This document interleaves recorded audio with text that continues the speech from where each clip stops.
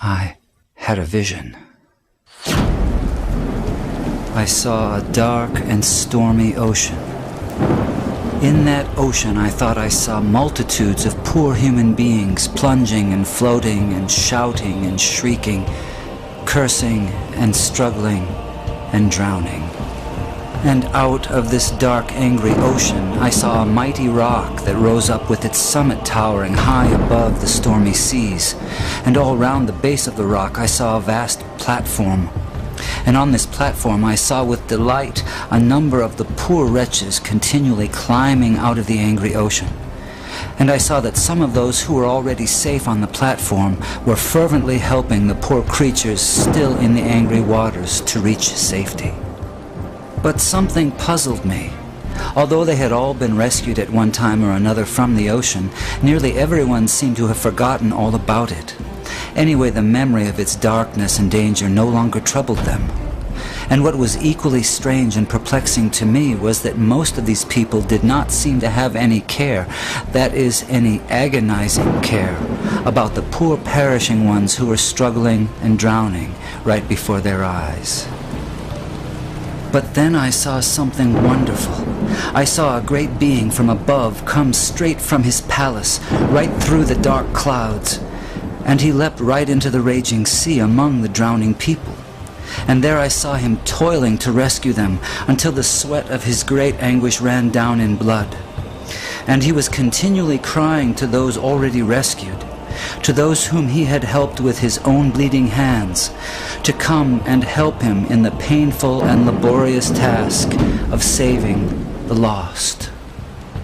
But the strangest thing of all was that those on the platform to whom he called were so taken up with their trades and professions and money-saving and pleasures and families and community and gatherings and religions and arguments about it that they did not respond to the cry that came to them from this wonderful being who had himself by his Spirit gone down into the sea. And so the multitude went on struggling and shrieking and drowning in the darkness. And then I saw something that seemed stranger than anything that had happened before in this very strange vision.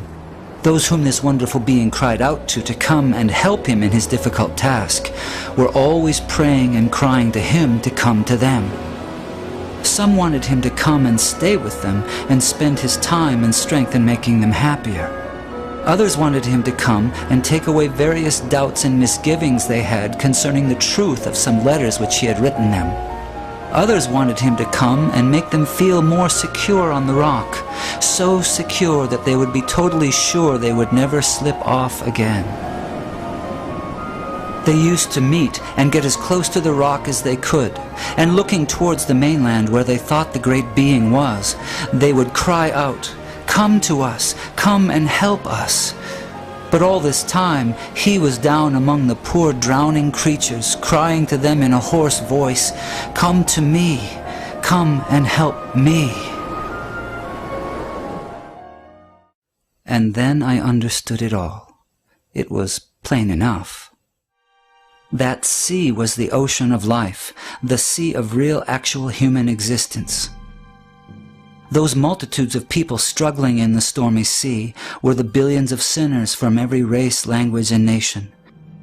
That great sheltering rock was Calvary, the place of the cross, and the people on it were those who had been rescued from sin and hell and who professed to be followers of Jesus Christ.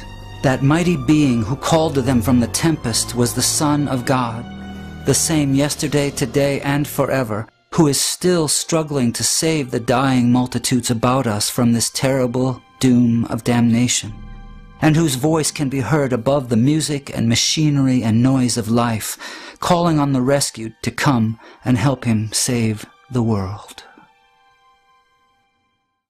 My friends in Christ, you are rescued from the waters. You are on the rock. Jesus is in the dark sea, calling on you to come and help him. Will you go? 我的主啊，求你使我放下心中放下心中所爱。耶和华我的主啊，求你使我打碎心中